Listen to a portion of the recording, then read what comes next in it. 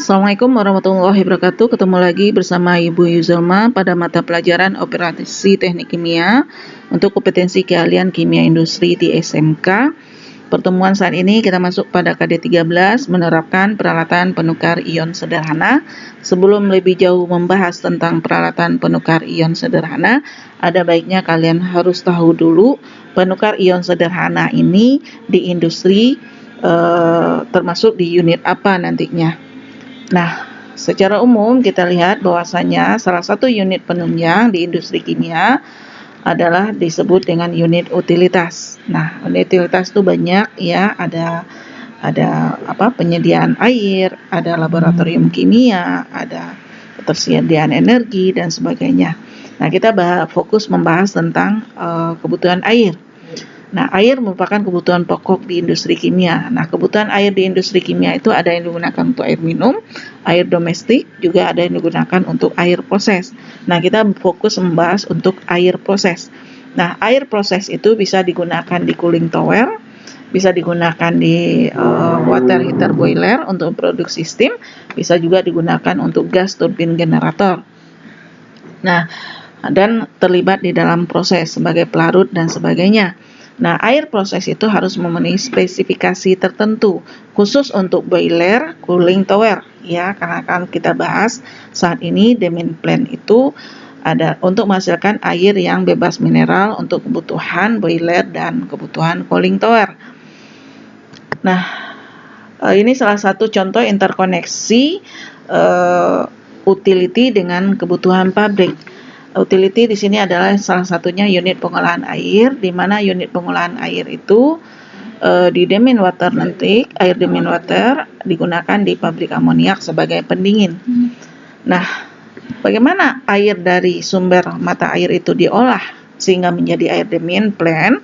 Tahap awal tentunya air dari sumber intake, bisa jadi sungai, bisa air tanah, itu diolah terlebih dahulu di water treatment plant, salah satunya adalah dengan proses land softening unit ya, atau proses pemberian kapur. Nah, untuk diagram alir ini tentu sudah kalian pelajari pada mata pelajaran PIK, silakan diamatin. Nah, air keluaran dari land softening unit inilah yang nanti dikirim ke demand plant atau unit dimineralisasi. Apa fungsinya? Fungsinya adalah untuk membuat air industri atau soft water menjadi air yang bebas mineral. Nah, spesifikasi demand water itu seperti apa? pH-nya 5 sampai 7,5 ya. Kemudian conductivity-nya 2 mm Hz, SiO2-nya 0,2 ppm dan total hardness-nya harus 0. Nah, unit demineralisasi itu terdiri dari unit-unit 1, 2, 3, 4, 5. Ada filter, ada cation exchanger, ada regasifier, ada anion exchanger dan mixed bed exchanger. Nah, penukar ion yang akan kalian pelajari di sini cation exchanger, anion exchanger dan mixed bed exchanger. Jadi kita akan fokus ke sana setelah pengantar ini. Nah, ini salah satu blok diagram yang diambil di Petrokimia Gresik untuk pembuatan air demineralisasi. Air dari water treatment plant atau dari LSU tadi itu dengan karakteristik tertentu diuji dulu mutunya masuk ke carbon filter. Di carbon filter ini berfungsi untuk mengurangi turbidity dan kadar Cl-min.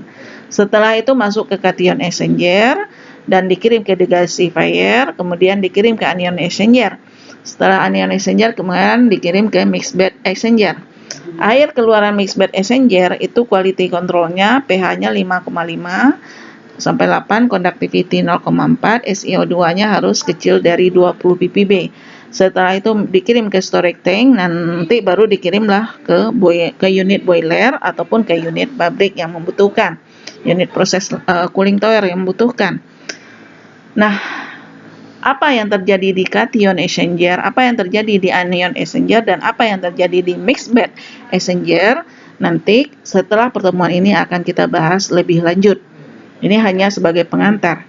Nah, tugas untuk kalian saat ini, tadi di awal Ibu sampaikan, demineralisasi adalah unit yang berfungsi untuk membuat air bebas mineral untuk kebutuhan boiler, cooling tower, dan kebutuhan air proses. Nah, jelaskan alasannya kenapa air yang dikirim ke unit boiler harus air mineral dan arus air bebas mineral dan memenuhi standar mutu seperti ini yang disebutkan sebelumnya. Jadi jelaskan nanti jawaban kalian di LKPD yang sudah dikirim di Google Classroom. Nah, apa akibatnya nanti kalau standar mutu ini tidak dipenuhi ke unit-unit setelah ini, misalnya unit boiler dan ke unit pabrik. Demikian yang bisa Ibu sampaikan, mudah-mudahan semangat belajar setelah mengetahui tujuan dan sasaran serta fungsi yang kalian pelajari di pabrik nantinya. Demikian yang bisa Ibu sampaikan. Assalamualaikum warahmatullahi wabarakatuh.